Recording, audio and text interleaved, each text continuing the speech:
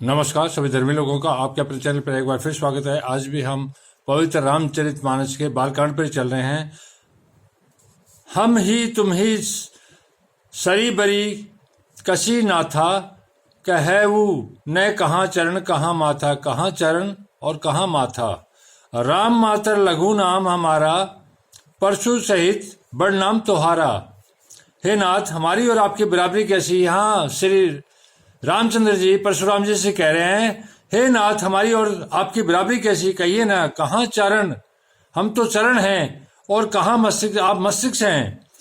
कहाँ मेरा राम मातर छोटा सा नाम, और कहाँ आपका परशु सहित बड़ा नाम। कहाँ मेरा छोटा सा राम नाम, और कहाँ परशु सहित आपका बड़ा नाम।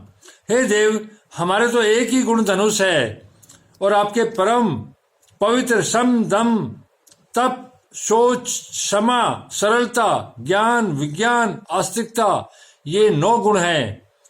हमारे पास तो एक ही गुण है धनुष का, आपके पास तो 9 गुण हैं। हम तो सब प्रकार से आपसे हारे हैं, हम सब प्रकार से आपसे हारे हुए हैं। हे विप्र, हमारे अपराधों को क्षमा कीजिए। श्री रामचंद्र जी ने परशुराम जी को बार बार मुनि और विप्र कहा। तब भृगुपति परशुराम जी कुपित होकर अथवा क्रोध की हंसी हंसकर बोले, तू भी अपने भाई के समान ही टेढ़ा है। तब परशुराम जी ने श्री रामचंद्र जी को भी कहा, तू भी अपने भाई की तरह टेढ़ा है। तू मुझे निरा ब्राह्मणी समझता है, मैं जैसा विप्र हूं तुझे सुनाता हूं। धनुष को श्रवा, बाण को आहुति, और मेरे क्रोध को अत्यंत भयंकर अग्निजान। चतुरणी सेना, सुंदर संहिताएं, यज्ञ में जलाई जाने वाली लकड़ियां हैं। बड़े बड़े राजा उसमें आकर बलि के पशु हुए हैं, अर्थात बड़े बड़े राजा आकर मेरे सामने युद्ध में बलि के पशु हुए हैं, जिनको मैंने इसी फरसे से काटकर बलि दिया है। ऐसे करोड़ों जप युक्त रण यज्ञ मैंने किए हैं, अर्थात जैसे मंत्रोच्चारण पूर्वक स्वाहा शब्द के साथ आहुति दी जाती है, उसी प्रकार मैंने पुकार पुकार कर राजाओं की बलि दी है। मेरा प्रभाव तुझे मालूम नहीं, इसी से तू ब्राह्मण के धोखे में मेरा निरादर करके बोल रहा है। धनुष तोड़ डाला, इससे तेरा घमंड बढ़ गया। ऐसा अहंकार मानो संसार को जीत कर खड़ा है। श्री रामचंद्र जी ने कहा, हे मुनि, विचार कर बोलिए। आपका क्रोध बहुत बड़ा है और मेरी भूल बहुत छोटी है। पुराना धनुष था, छूते ही टूट गया, मैं किस कारण अभिमान करूं।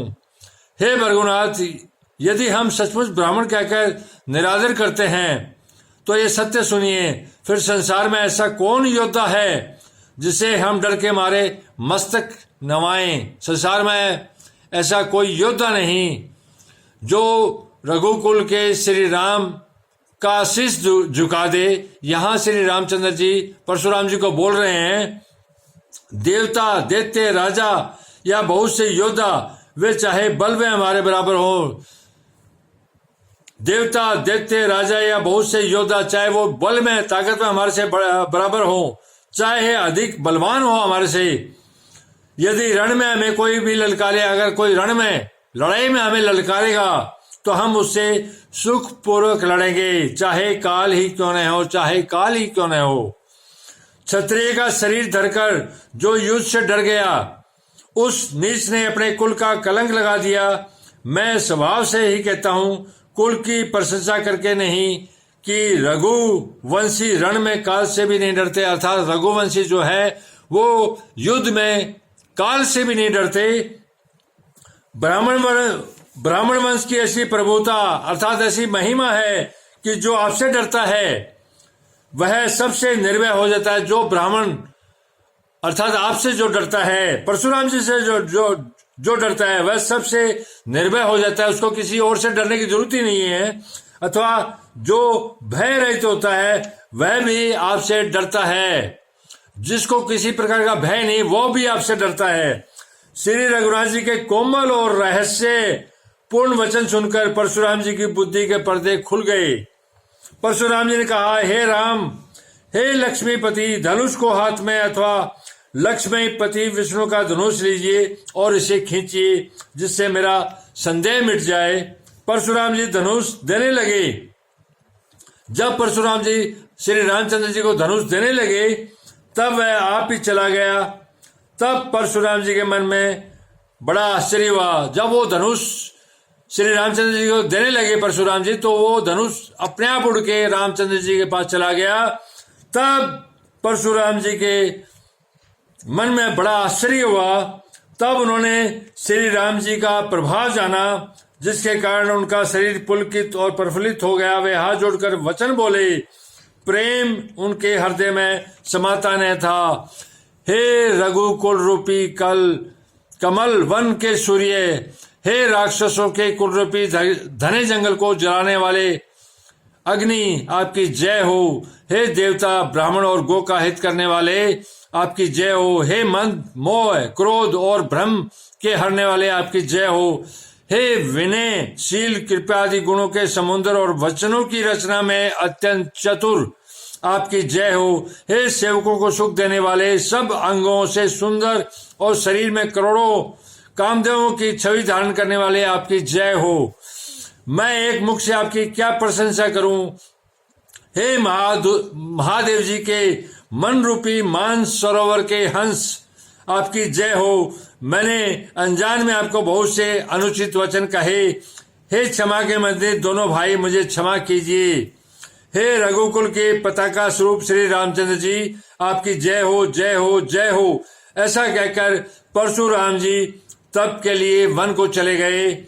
यह देखकर दुष्ट राजा लोग बिना ही कारण के मन कल्पित, अर्थात उनके दुष्ट राजाओं के मन में अपने आप ही डर पैदा हो गया मन में कि परशुराम जी भी हार गए श्री रामचंद्र जी के आगे, तो हमारा क्या है। मन कल्पित डर से श्री रामचंद्र जी परशुराम से